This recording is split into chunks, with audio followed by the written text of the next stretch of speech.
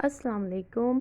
बख्तावर ड्रामे के तीसरे रिव्यू के साथ हम आपके लिए हाजिर हैं, जिसमें हम सबसे पहले आपको थोड़ा सा बख्तावर का बैकग्राउंड बताएंगे, जिसमें वो एक गांव की लड़की होती है और घर में बहुत मुश्किलात का सामना होता है और उसे रिश्तेदारों के भी तानेबाजी का मुकाबला करना पड़ता है और हालात से घबरा कर वो और उसकी माँ गांव छोड़कर शहर आ जाते हैं, जहाँ पर फिर उनको बहुत ही दुखों और तकलीफ़ों का सामना करना पड़ता है। जिन के पास वो शहर आते हैं वो भी घबरा जाते हैं और बख्तावर हिम्मत नहीं हारती। वो एक फैक्ट्री में जाती है काम करने, लेकिन उधर पैसे बहुत कम होते हैं।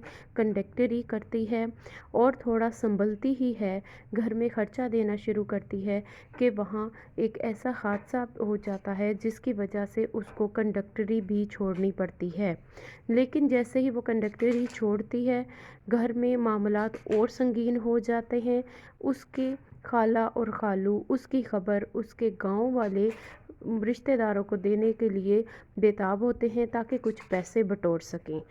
इस बात पर बख्तावर बहुत परेशान होकर अपनी गांव की सहेली को फ़ोन मिलाती है और उससे उधर के हाल अहवाल दरियाफ्त करती है।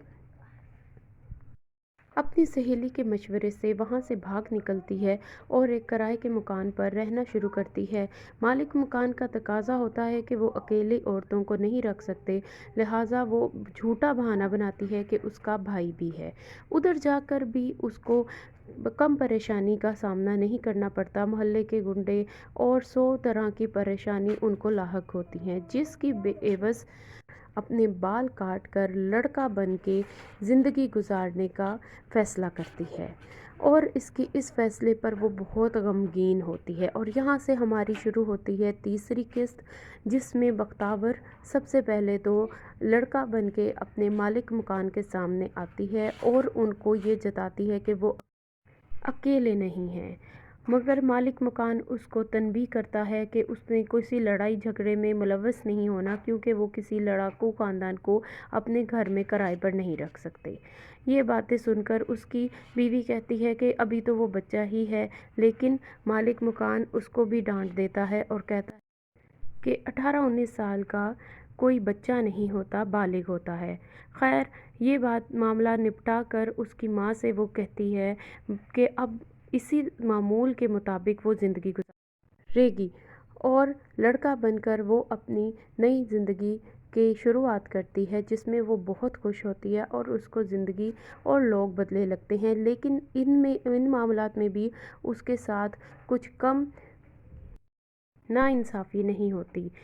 एक मवाली गुंडे लड़कों का एक ग्रोह जो कि मोहल्ले के बाहर बैठा रहता है, उसे तंग करने लगता है और बेवजह उसका दोस्त बनने की कोशिश करते हैं।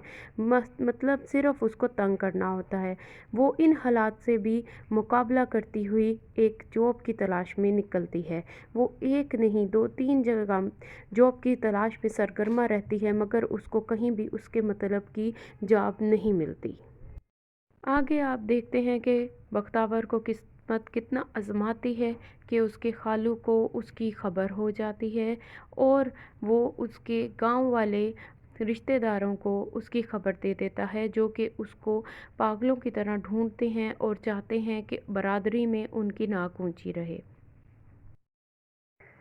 बख्तावर बख्तू बनकर जो ज़िंदगी गुजार रही होती है, उसमें उसके असल करैक्टर की निशानदही होती है, जो कि एक बहादुर लड़की की है, जो कि किसी भी मुश्किल से घबराती नहीं, लेकिन उसका सामना करती है। और ऐसी लड़की पर मुश्किलात भी इस ड्रामे में दिखाई हैं कि खूब आती हैं कि जब उसके खालू और मामू उसका पता करते हुए उस तक पहुंच भी जाते हैं, तो उसके इस बख्तू करैक्टर की वजह से मालिक मकान उनको गलत इत्तला दे देता है कि यहाँ पर माँ बेटी नहीं बल्कि दो उसके बच्चे बेटा और बेटी रह रहे हैं, जिसको सुनकर वो गलत फहमी का शिकार होकर उसके रिश्तेदार वहाँ से चले जाते हैं और उसकी तलाश तर्क कर देते हैं।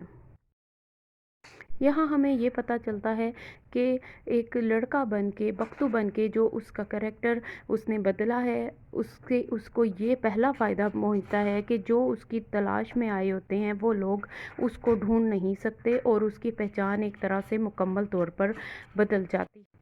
इस ड्रामे में یہ واضح طور پر ظاہر ہو رہا ہے کہ لڑکی کی لائف انہوں نے اس معاشرے میں بہت ہی مشکل بتائی ہوئی ہے، اور ایک لڑکے کے گیٹ اپ میں اس کو بہت سی سہولیات تو ملتی ہیں، لیکن اس میں بہت سی مشکلات کا اس کو سامنا کرنا پڑتا ہے، کیونکہ آخرکار وہ ہوتی تو لڑکی ہے۔ بختو بن کر وہ ایک کیفے میں کام کرنا شروع کر دیتی ہے، چائے کے ڈھابے پر، جہاں پر بہت امیر لوگ آتے ہیں، اور جب ایک خاص مہمان ملک صاحب ادھر آئے ہوتے ہیں، اسی وقت ان پر گولیاں چل جاتی ہیں۔ اور اب آپ دیکھیں گے اگلے ڈرامے میں کہ بختو کا کریکٹر کیسے خود کو سنبھالتے ہوئے اور اپنی ناکامیوں کو کامیابیوں میں بدلتے ہوئے آگے کا سفر طے کرتا ہے۔ تو اگلی قسط کا لازمی انتظار کیجیے گا اور دیکھیے گا، اور سبسکرائب، شیئر اور لائک ضرور کیجیے۔ Thank you.